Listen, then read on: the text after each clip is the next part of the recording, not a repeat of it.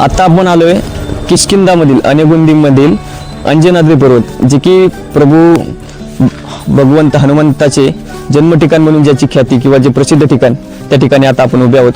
तर माझ्या मागे दिसतंय ते वरती हनुमंताचे जन्म ठिकाणाचे जे मंदिर आहे तिथे आपण आता पायरी मार्गाने वरती जाणार आहोत. या कमानीतून अनेगुंदीतील म्हणजे किष्किंधा म्हणून ज्याची ख्याती आहे अशा अनेगुंदीमधून आपण हनुमंताचे जन्म ठिकाण पाहण्यासाठी आता अंजनाद्री पर्वत पायथ्यापाशी आपण आता उभा आहे.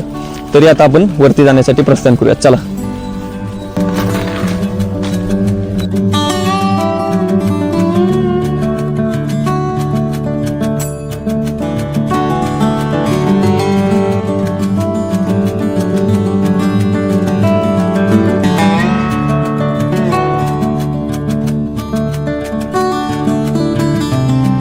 वरती चालत आल्यानंतर आपल्याला जी पहिली कमान लागते त्या कमानीच्या खाली आता आपण उभे आहोत.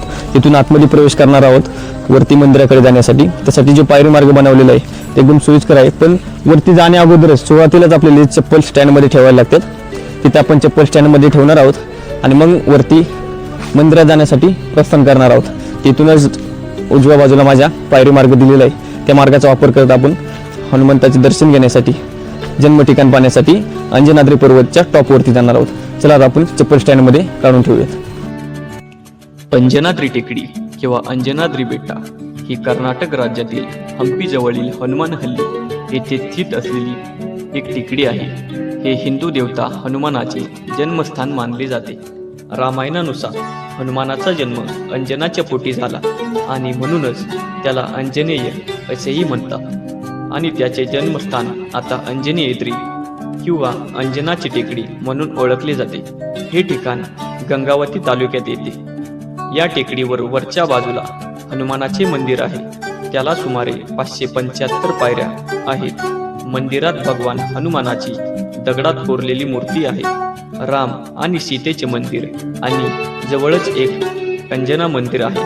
पुराणांमध्ये हे ठिकाण किष्किंधा म्हणून ओळखले जात असले तरी आता या ठिकाणाला स्थानिक लोक अनेगुंदी या नावाने ओळखतात. ही टेकडी हंपी जवळच आहे.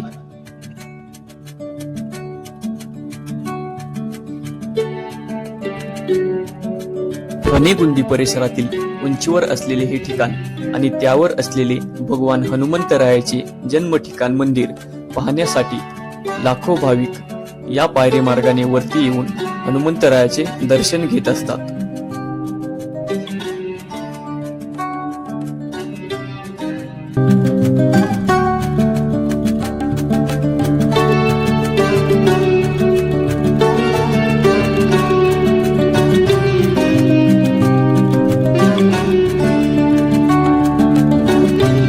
टेकडीवर असणारे हनुमान जन्म ठिकाण किंवा भगवान हनुमंताचे जन्मस्थान पाहण्यासाठी मंदिरात जाण्यासाठी आपल्याला सुमारे 575 पायऱ्या चढून वरती टेकडीवर जावे लागते.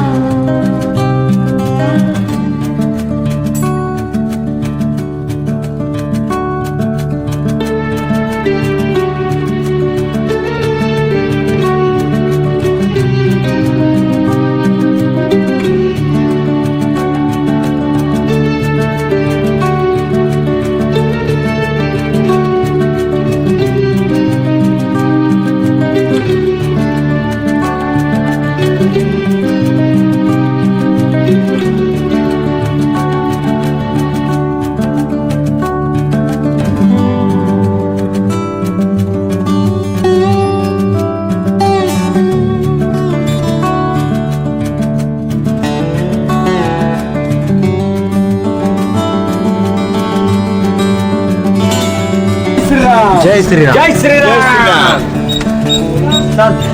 चला संपला.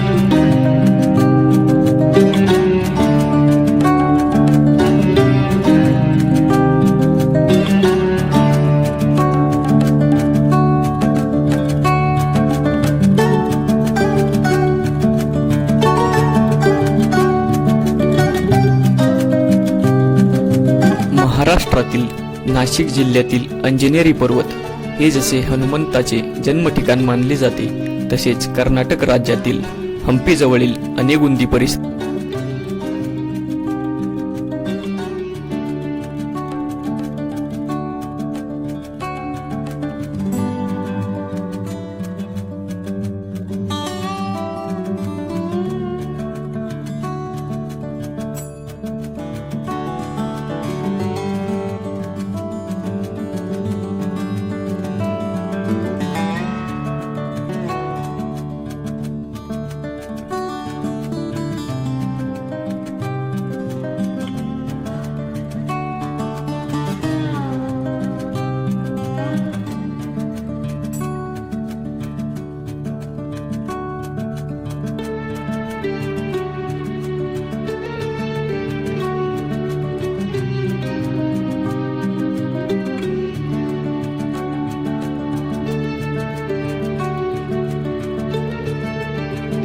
फायनली जवळपास 575 पावणे 600 पायरी मार्ग चढून पायऱ्यावरती चढून आल्यानंतर आपण फायनली अंजनाद्री पर्वताच्या टॉप पॉईंटवर आहोत.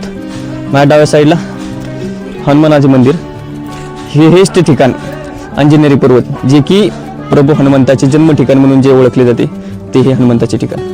चला यावरती.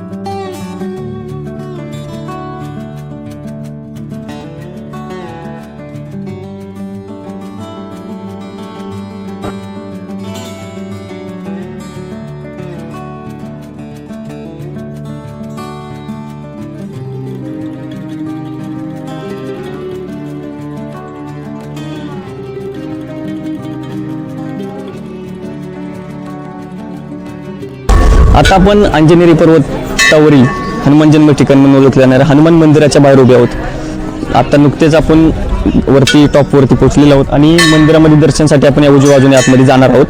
परंतु आतमध्ये व्हिडिओ शूटिंगला मनाई आहे, त्यामुळे आपण जेवढी फार व्हिडिओ शूट करता येईल तेवढीच करणार आहोत. आणि या डाव्या बाजूला एक्झिट पॉईंट आहे, तिथे दर्शन घेतल्यानंतर आपण पुन्हा बाहेर पडतो आणि या टेकडीच्या प्रांगणात येतो. तर आता आपण मंदिरामध्ये प्रवेश करणार आहोत उजव्या बाजूला.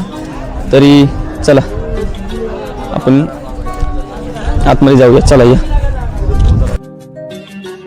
पायरी मार्गाचा टप्पा पूर्ण करून आल्यानंतर आपण टेकडीच्या सपाट भागावरती प्रवेश करतो. तिथेच आपल्याला समोरच हनुमान मंदिराचे दर्शन होते. मंदिराच्या गाभाऱ्यात भगवान हनुमंताची दगडामध्ये कोरलेली मूर्ती आहे.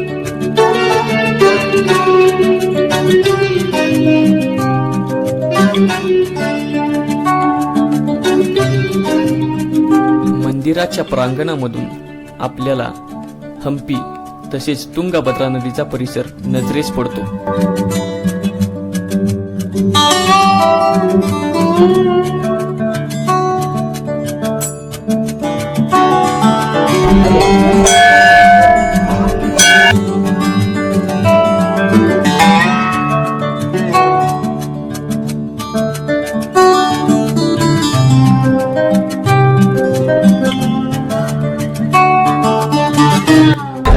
अगदी रामायण कालापासून सुद्धा ज्या ठिकाणाचा उल्लेख रामायणामध्ये सापडतो ते ठिकाण म्हणजे हंपीमधील अंजनेरी पर्वत.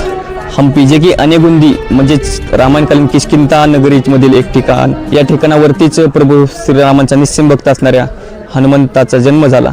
भगवान हनुमंताचा जन्म इथे झाला आणि त्यांच्या आईचे नाव अंजना असल्यामुळे त्यांना अंजनेरी किंवा अंजना पुत्र सुद्धा म्हणतात.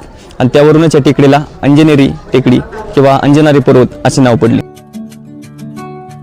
मंदिरातून दर्शन घेऊन आल्यानंतर आपल्याला प्रांगणात समोरच प्रशासन किंवा मंदिर प्रशासनाद्वारे भक्तांसाठी केलेली जेवणाची सोय पाहायला मिळते. येथे आपण प्रसाद घेऊ शकतो.